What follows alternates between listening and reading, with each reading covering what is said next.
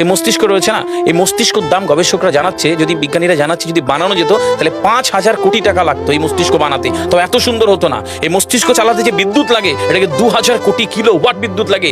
একটা মস্তিষ্ক পুরো বাংলাদেশ চলে যাবে, আর কিছু বিদ্যুৎ বাইরের দেশে বিক্রি করে এই দেশ টাকা রোজগার করতে পারে। এই আপনি চিন্তা করেন যে শিরোপশিরাগুলো, একটা তারের হেডফোনকে পকেটে দেবেন আর বের করবেন, দেখবেন ছাড়াতে হচ্ছে, জুড়িয়ে জানা এই পুরো শরীরের মধ্যে এরকম জড়ানো পেছনে যত শিরা আছে না, এই শিরাগুলোকে বলা হয় খুলে খুলে রাখা হলে 11 একর জমি লাগতো, 11 একর জমি লাগতো। কেন ইমাজিন আমাদের মধ্যে কি রয়েছে, পুরো শরীরে 650টা মাংসপেশি রয়েছে, যা ইনস্ট্রাকশন দেবেন তাই করবে।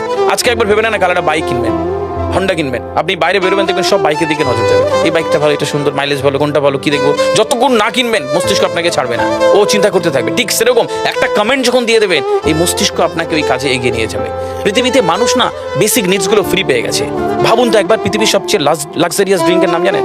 পৃথিবীর সবচেয়ে লাক্সারিয়াস ড্রিঙ্কের নাম হচ্ছে পানি। পানি, জল। যদি 5,000 টাকা লিটার কিনতে হতো তাহলে মানব জাতি কয়দিন বাঁচত? ফাইন, তো পৃথিবীর পানিকে ফ্রি করে দেওয়া হয়েছে। অক্সিজেন, একটি গবেষণা জানায় সারাদিনে একটা মানুষ যত অক্সিজেন নেয় এই টাকা দিয়ে কিনতে হতো তাহলে 3.5 লক্ষ টাকা লাগতো একদিনের। শুধু রাত হয় বলে আপনাকে কত টাকা ইলেকট্রিসিটি বিল দিতে হয়, তাই না? ফ্রি পেয়েছি আমরা। সারাদিনে যতবার অক্সিজেন নেই, শ্বাসটা নিই, 17,609 থেকে 23,608 বার। এই যার একবার দমের কষ্ট সে জানে একবার শ্বাস নিতে কত। তাহলে বেসিক নিডসগুলো তো ফ্রি, আর বাকি জিনিস আল্লাহ সুবহানাহু ওয়া তাআলা দিয়ে দিয়েছে। আপনার আমার জন্মের সময় সব দিয়েছে, একটা উইল পাওয়ার ঢুকিয়ে দিয়েছে, যেটাকে বাংলা ইচ্ছা শক্তি বলে।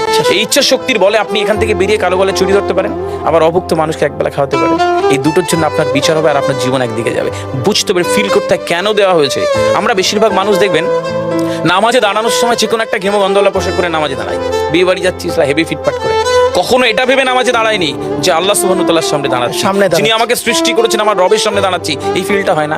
আমি সিজদায় গিয়ে বলি সুবহান রাব্বিয়াল আলা, ও ঢাকায় নামাজ পড়ছি আর ঢাকুরিয়াতে রয়েছে আমার মন, কেন মানে বুঝি না। আমরা তাকবীরে তাহারিমা করি আল্লাহু আকবার, আল্লাহ সর্বশ্রেষ্ঠ, ফিল করি না।